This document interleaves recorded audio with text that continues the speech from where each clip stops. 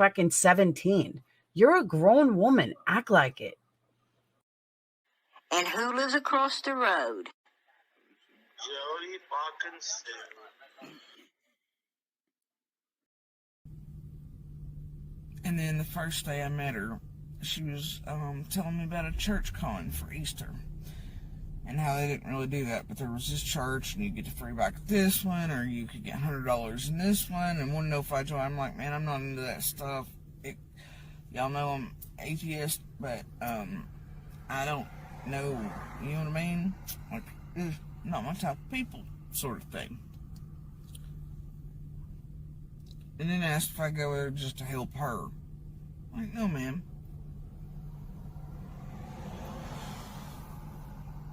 Anyway, what I didn't realize, nor did any of the rest of the neighbors who knew them closely, was that she was pregnant that whole time.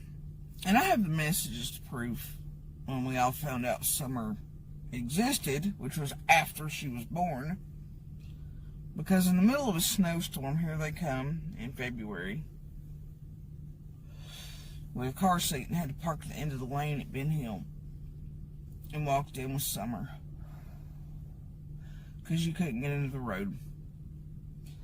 And I and the other neighbors immediately, they messaged me and were like, do you see this? And I was like, see what? And they were like, they just walked in with a brand new car seat. I'm like, you're kidding me. We were all like, holy shit, another one. Great. And there's something like, there's an old saying that says that if you write a book, you can change history. This is kind of like writing a book. It's our own visual book in hopes that we can say the right shit here today that will change how you thought shit happened back then. I remember the truth, which is exactly where and how I saw Summer last. And I know Andy saw her the night before she went missing, but I saw her 2 nights before. But what I can't figure out is why all of a sudden, after all these months of you knowing this, all of a sudden now it's pertinent that you're going to try to fuck with my memory, try to manipulate me, try to talk me into stuff. Like, do you really think I'm going to go back and lie to the face and be like, here, officer, sir, I need to change my story? Y'all got the wrong girl. Let's stay on the drugs for a little bit. So we've got marijuana. Yes. We've got meth. We've got crack. Yes. Right, like 10 to 70 pounds. Operating or maintaining a drug house. I'll get into the charges specifically. But let me tell you what. It isn't like 1 or 2 people that are coming to buy 10 to 70 pounds. You've got a fucking network of criminals that are coming to buy off of that 10 to 70 pounds.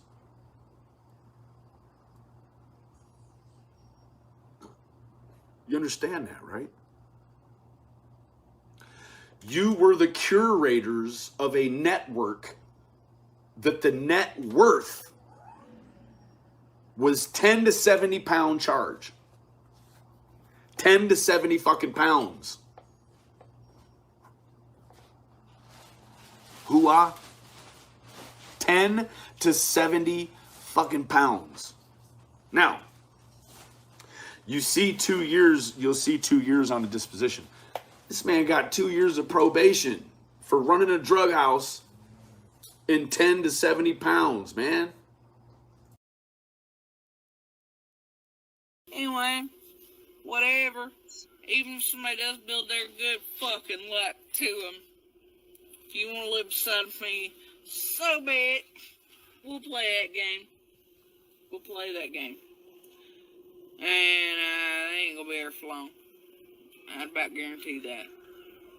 So, once they realize what the fuck's in there, realize that the quaint little, 15 minutes from Kingsport means if you hurt, you better hope you know the road's willing us to drive them at 150 to get to the fucking hospital. Means 45 minutes to 2 hours for cops. Cops that show up and will tell you that they are not getting out of the car at fucking dark. You know, that left you if you get shot in the fucking neck because you want to be a dumb motherfucker on property. Oh boy, I'd be heated. Stuck in somebody's, I mean, that's literally the ass cracker of our yard. We can't even use it. Like, it's not usable even by us. So good fucking luck to them. I don't fuck else to tell them, and I hope they ain't got children that wanted a yard, because fuck that. And I dare one of the little bastards to stick a toe in mine. That's how I'm gonna play it. I'm not fucking around. So, anyway, I mean, I don't even like other people's fucking kids. Like, that's the thing. I don't want to hear it goddamn shit. I don't want to hear fucking kids screaming and crying and boo-hooing. I will lose my goddamn shit. Cannot fucking handle it. So anyway, mine are different. I feel the instinct. Other people's, I just want to shake them to death. So,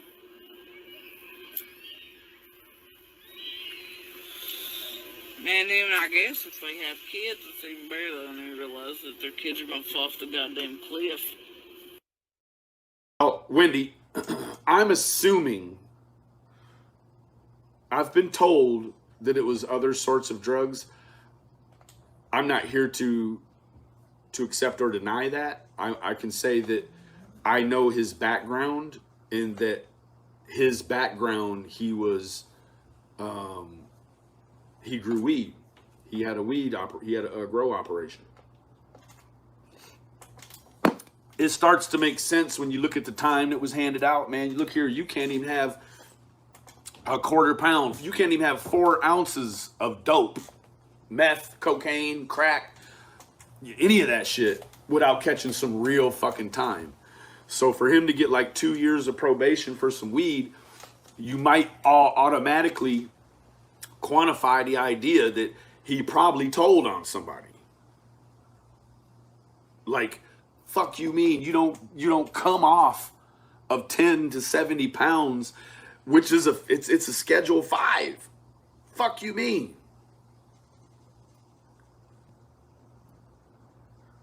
Then you have the operating or maintaining a drug house, which is also a felony.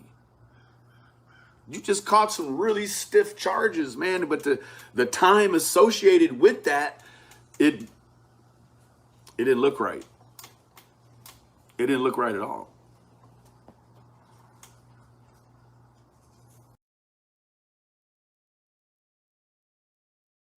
And there was a truck that kept coming in and out. And this truck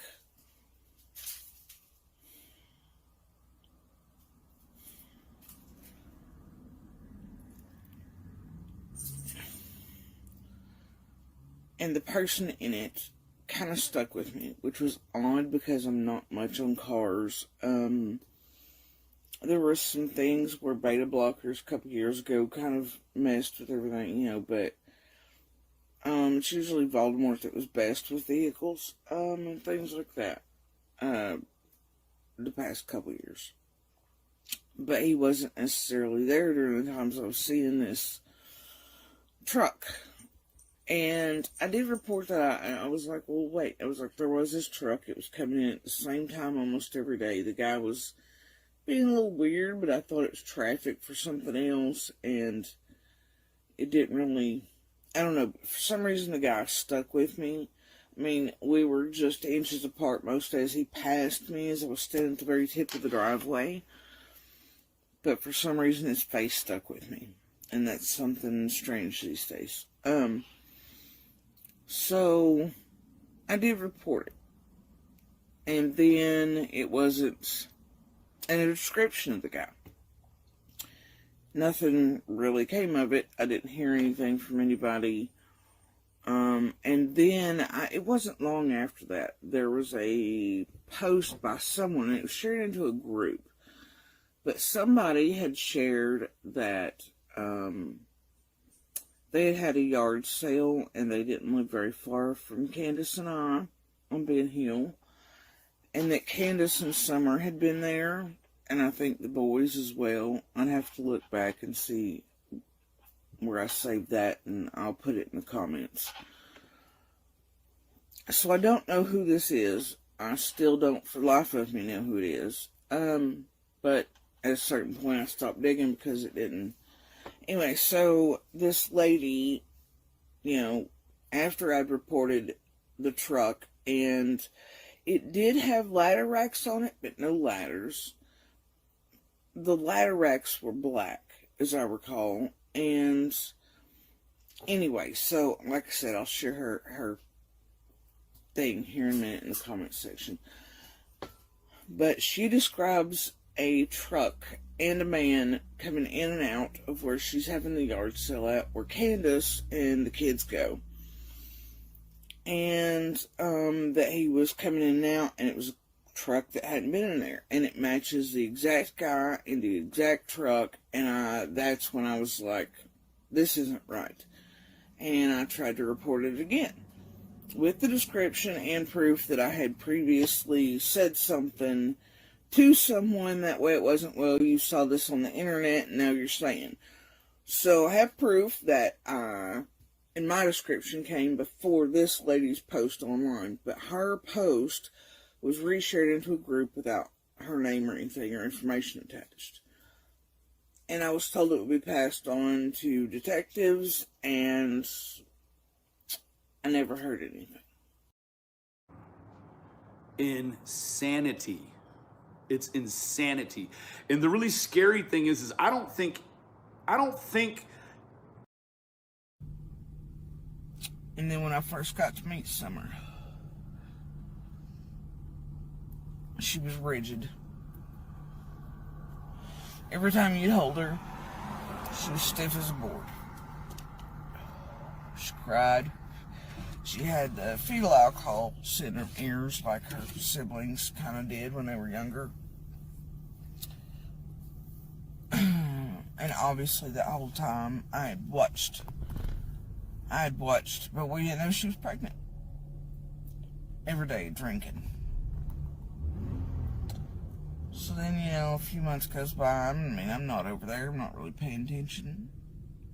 And I go over there at a certain point for some reason, who knows, still trying to be friendly with these new neighbors I'd met, and concerned for other people's children despite our own situation on there, which at that time, everything was going pretty smoothly for a few years on our hill. It was one of the rare times, lasted 3 or 4 years in a row.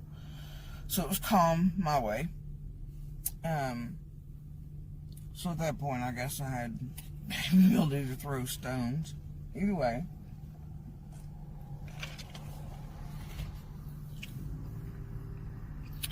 their well water was straight sulfur, bad, to where when you turned it on, and that's nobody's fault in there. Well water's well water. Each one's different. But if it's this bad and discolored, you go get bottled water, especially for a baby. Nope. And I was standing there watching as it wasn't formula, but a little bit of milk, mostly water, and oatmeal for one that was not even, a few weeks old, like a month or two. And I was like, holy, like hell, you can't do that. You're gonna hurt that baby, Like, no. So, formula I had, they send you mail for like 25 years after you have a child. I happen to have a son. I gave it to him. After that, I guess they